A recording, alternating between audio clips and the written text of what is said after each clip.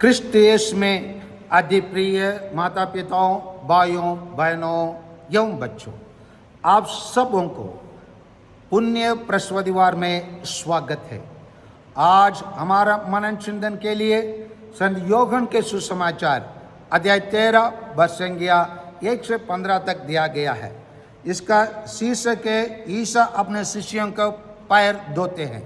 इस विषय से रिलेटेड हम संत लूकस के सुसमाचार से देखेंगे तो अध्याय 22 वचन संख्या 14 से 20 में हमें दिया गया शीर्षक है पास्का का बोझ और परम प्रसाद की स्थापना।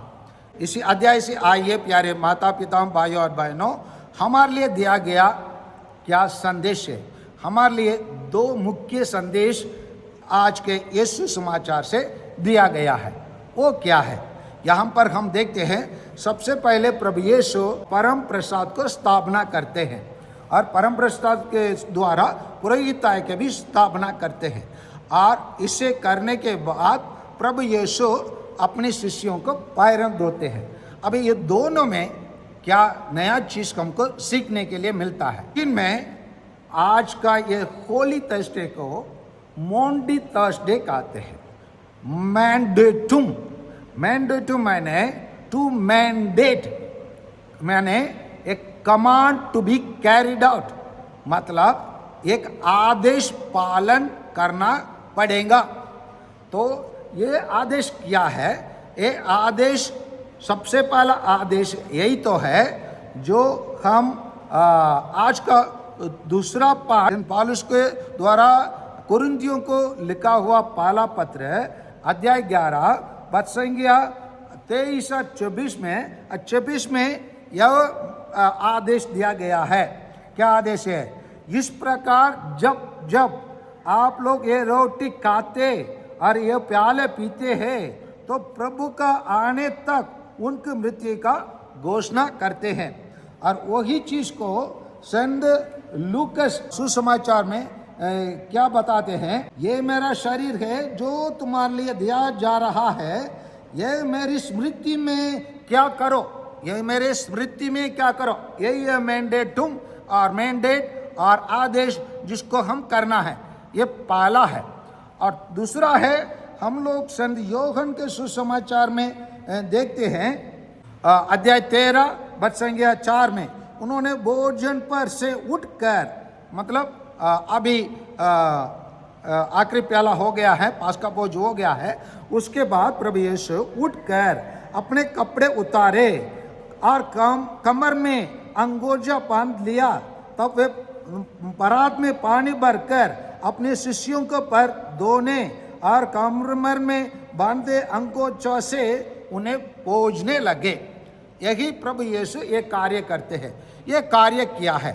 ये कार्य एक घर में रहने वाला एक नौकर, जो छोटे मोटे काम करने वाला, जिसको नौकरों में सबसे छोटा नौकर समझाया जाता है, और उस नौकर से क्या जाने वाला कार्य को प्रभु यीशु करते हैं। और करने के बाद प्रभु यीशु अपने शिष्यों से क्या कहते हैं? तुम मुझे गुरु और प्रभु कहते हो और ठीक ही कहते हो, क्योंकि मैं वही हूँ। प्रभु यीशु अपना अभी तक आज वो अपने शिष्यों को बीच में कैसे रहा उसको बता दिए, और आज के बाद वो क्या बनेंगे और आज के बाद उनके शिष्य लोग भविष्य में क्या बनना है, उसी चीज़ को प्रभु यीशु सटीक रूप से अपने शिष्यों को एक आदेश के रूप में देते हैं। इसीलिए यदि मैं तुम्हारे प्रभु और गुरु ने तुम्हारे पैर धोए हैं तो तुम्हें भी ये दूसरों के पैर धोना चाहिए। इसका मतलब प्रभु यीशु हमसे क्या कहते हैं? हम प्रत्येक जन को सेवक बनने के लिए बताते हैं, सेवक बनने के लिए बताते हैं। इसी से हम क्या सीखते हैं? यहाँ पर हम देखते हैं प्रभु यीशु परम प्रसाद का स्थापना किया, उसके द्वारा पुरोहिताई का स्थापना किया, और करने के बाद उसको जारी रखने के लिए आदेश दिया। कैसे आदेश दिया? जैसे हम लोग आज का पहला पाठ में निर्गमन ग्रंथ से हम लोग सुने हैं, और उसमें अध्याय 12 और वचन संख्या 14 में कैसे यहूदी लोग पासोवर को अपने जीवन में निरंतर करते जाना चाहिए, उसी का आदेश को हम सुने हैं। वो क्या है? तुम उस दिन एक स्मरण रखोगे और उसे प्रभु के आदर में पर्व का रूप में मनाओगे। तुम उसे सभी पीढ़ियों के लिए आनंद काल तक पर्व घोषित करोगे। तो यही एक आदेश पुराना विधान में यहूदी लोगों के लिए दिया गया एक आदेश है, और उसी आदेश को अभी नया रूप देके प्रभु यीशु उसको बदल कर हम प्रत्येक जन को उसका करने के लिए हमें बताते हैं। और बताने तो है, वो बताकर वो केवल वही कार्य करने के लिए नहीं बता रहे हैं, वो अपना जीवन का सारा अंश को आज और कल प्रभु यीशु करने वाले हैं। और एक प्रकार हम कह सकते हैं प्रभु यीशु अपने जीवन का सेमीफाइनल आज खेल रहे हैं। ये सेमीफाइनल में प्रभु यीशु जीत कर कल फाइनल खेलेंगे। उस सेमीफाइनल में हमें प्रभु यीशु 2 आदेश छोड़ के जाते हैं, और 2 आदेश में उसमें छिपा हुआ चीज है। एक परम प्रसाद यूकरिस्ट, और दूसरा है पुरोहिताई, एक पुरोहित कैसे जीवन बिताना है उसके बताते हैं। और साथ के साथ हम ये प्रत्येक ईसाई कैसे अपने जीवन में काम करना है, उसी को कैसे अपने जीवन को जीना है, जीवन जीने का सारांश, जीवन जीने का रहस्य, जीवन जीने का तंत्र मंत्र, जीवन जीने का द आर्ट ऑफ लिविंग, जीवन जीने का कला को प्रभु यीशु आज हमारे सामने प्रस्तुत करके जा रहे हैं। और इसीलिए आइए प्यारे माता पिताओं, भाइयों और बहनों, हमें इसी घटना से प्रभु यीशु जो यूक्रिस्ट के स्थापना और प्रभु यीशु सेवक रूप में काम करने से काम किया, इससे हमको क्या सीखना है, क्या अपनाना है। यहाँ हमारे लिए अपनाने के लिए बहुत कुछ है, क्योंकि जब प्रभु यीशु पेतरुस के पास आया, पेतरुस ने क्या कहा? 8 कहा था। पेतरुस ने कहा, मैं आपको अपने पैर कभी नहीं धोने दूंगा। ईसा ने उससे कहा, क्यों? पेतरुस ने कहा, मैं आपको अपने पैर कभी नहीं धोने दूंगा। क्यों? क्योंकि पेतरुस जानता था प्रभु यीशु उसका गुरु है, प्रभु है, प्रभु यीशु उसका प्रभु है, प्रभु यीशु उसका गुरु है। उसको वास्तविकता को जानता है। प्रभु यीशु को वास्तविकता के जानने के कारण पेतरुस जानता है वो कितना बड़ा पापी है, कितना छोटा इंसान है, उसी को वो जानता है। इसीलिए प्रभु यीशु को महानता को देकर प्रभु यीशु को ऐसे कार्य करने नहीं देता है। लेकिन प्रभु यीशु उनके बीच में एक अच्छे उदाहरण छोड़ के जाना चाहे, इसीलिए प्रभु यीशु उनसे कहा, ईसा ने उससे कहा, यदि मैं तुम्हारा पैर नहीं दूंगा तो तुम्हारा मेरे साथ कोई संबंध नहीं रह जाएगा। यहाँ पर प्रभु यीशु उसके साथ संबंध तोड़ने का बात कहे, लेकिन जहाँ वो प्रभु यीशु रिश्ता तोड़ने का बात कहे, तो पेतरुस तुरंत उनसे ये प्रभु से कहता है, प्रभु तो मेरा पैर ही नहीं, मेरा हाथ और मेरा सिर भी धोइए। पूरा शरीर को धोने के लिए वो कहता है, क्योंकि वो जानता है ईश्वर के साथ जुड़े रहना, प्रभु यीशु के साथ संबंध रखना कितना आवश्यकता है, उसको वो जानकर वैसे कहता है। तो इसीलिए प्यारे माता पिताओं, भाइयों और बहनों, आज का ये सुसमाचार हम प्रत्येक जन के लिए 2 चीज करने के लिए बताता है। एक हम लोग मिसा बलिदान में भक्तिपूर्ण रूप से हम मिसा बलिदान में भाग लेना है, और जो पुरोहित है जो मिसा बलिदान जब करता है उसको भक्तिपूर्ण रूप से लोगों के लिए प्रतिदिन अर्पित करना है और मिसा बलिदान को चढ़ाना है।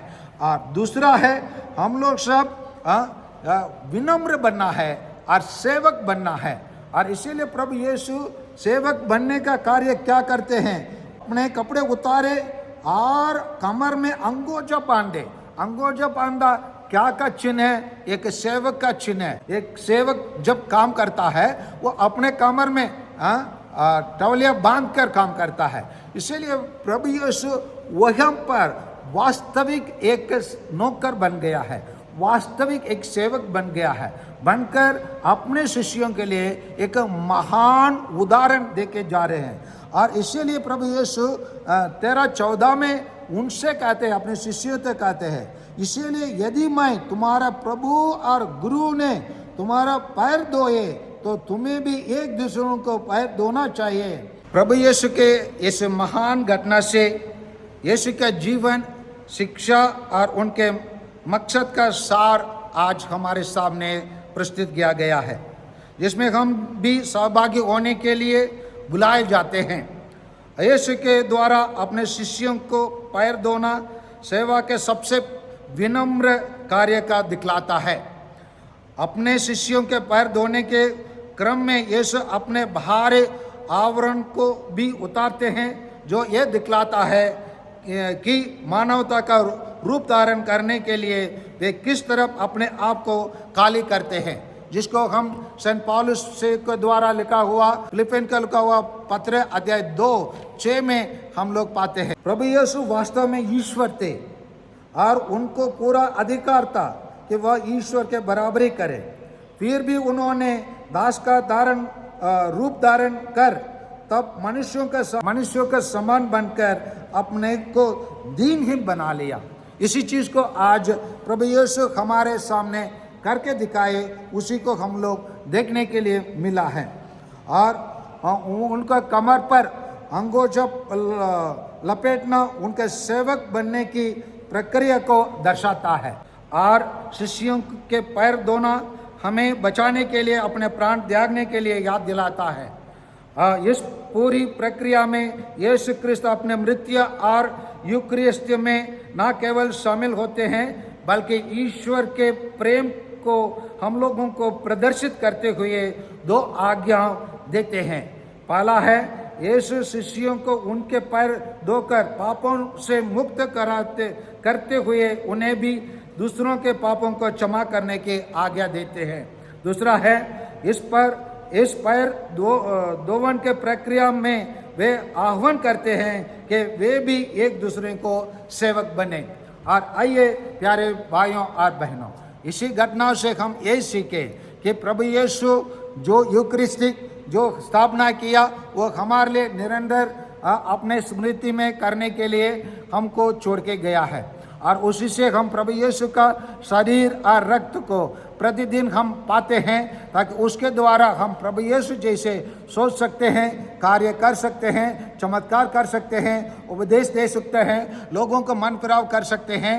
और बड़े बड़े लोगों को जैसे प्रभु यीशु शास्त्रियों और फरीसियों को मुंह में बोले थे, और जब उन लोग गलती किए उनको बोले, उनको डोंगियां कहला कर उनको बुलाए, और वो उन लोगों को ये बोले कि तुम लोग सब बताया हुआ कब्रिस्तान बताए। और इसीलिए प्रभु यीशु निर्डर अपने सेवा कार्य किए, अपना प्रचार किए और किसी से डरे नहीं। और प्रभु यीशु अपना कार्य करने में हमेशा आगे रहे।